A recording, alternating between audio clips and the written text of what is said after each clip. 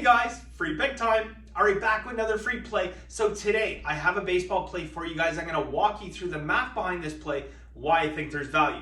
So before I jump into it today, guys, I wanna give you a quick heads up. This is a parlay. And now if you've been watching my channel for any amount of time, you know that I hate parlays, I despise them, and I think it's the reason why a lot of people lose, along with poor bankroll management decisions, okay? Parlays have an absolutely massive house edge. If you are going to bet them, you better be sure that the games you have value. And over the long term, guys, if you're having a few parlays here and there, make sure they're two-teamers. Anything above that, and you run into a massive house edge that not even the great Billy Walters could beat, all right? So try to bet games straight, but in certain circumstances, this is a good way to get down value and minimize your downside when you're dealing with some larger favorites as well. So I'm gonna walk you through this, guys, and talk about the exact math behind it. The play today is Kwon and Yoshida to both record a hit today. This is minus 127 right now on FanDuel, okay? So if you go to FanDuel, plug it in, you will get minus 127 right at this second. That line has not moved since I gave it out earlier, so should be a pretty stable line. Now, I want to walk you through the math of how we arrive at this game having value. Now, in order to do so, we need to look at a couple factors. We have to try to figure out how many plate appearances, okay, because that's the first step. How many plate appearances are the two players going to get in this game? Secondly, we want to translate that into at-bats, because remember, plate appearances and at-bats are very different things. If you factor in someone who walks an awful lot, then that's going to take away from their at-bats, okay? So in this particular case with Kwon, we're looking at him averaging about 4.9 plate appearances today. Now, if we factor in an 8% walk rate, we multiply 4.9 times 0.08, and that gives us an at-bat of 4.5. So we expect 4.5 at-bats. Now, combining our capping of hits, singles, doubles, triples, home runs, okay? Basically any hit, we look at a success rate of 29.2%, or roughly a batting average of 292 with this pitching matchup and hitting conditions, all right? So what we really need to do here is not so much look at the success rate right now. We want to look at the failure rate, and the failure rate is always going to be the inverse of the success rate. All right, so we determine that 29.2% of the time, he's gonna get a hit, okay? That means that 70.8% of the time, he's going to fail to get a hit. And what we need to do now is we need to multiply that times the amount of at-bats, okay? Not plate appearances, at-bats.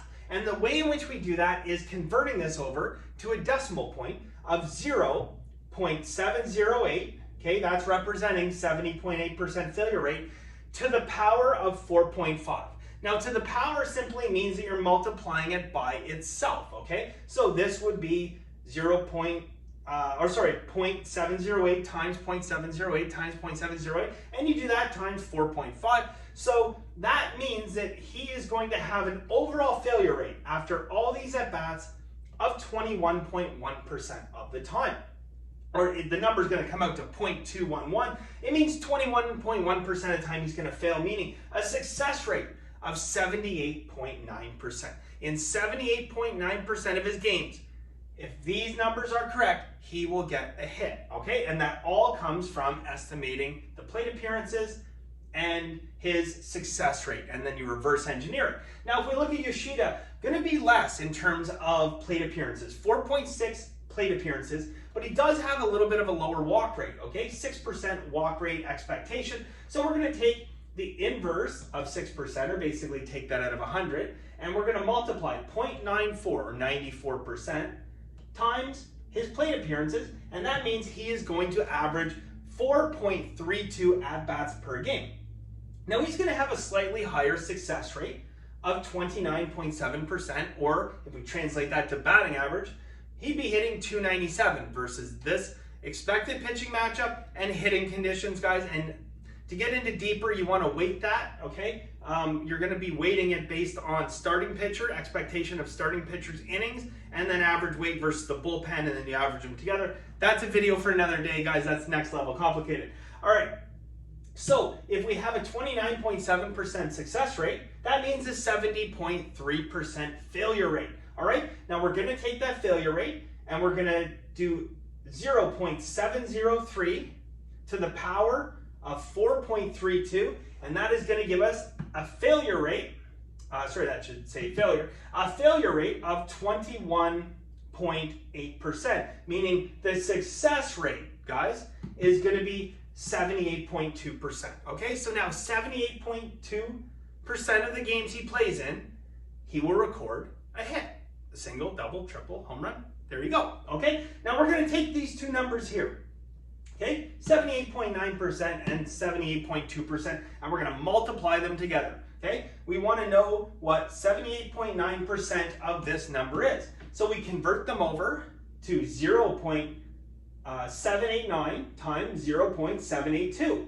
And that gives us a number of 61.7. It's actually going to come out looking like this. It's going to say 0.617. Okay, we just dropped the decimal point there, get rid of that one, and that is 61.7%. Okay, so that, my friends, right there is the odds and the value that they are both going to get a hit. Okay, 61.7% of the time, both these players are going to get a hit. Now let's translate that over into a line. The true line, based on 61.7%, should be minus 161. We're getting minus 127, guys, and that is value in a nutshell. So I hope you guys learned something today. BenderWins.com for the full card. We've got a lot more stuff like this in Masterclass, a lot of educational videos.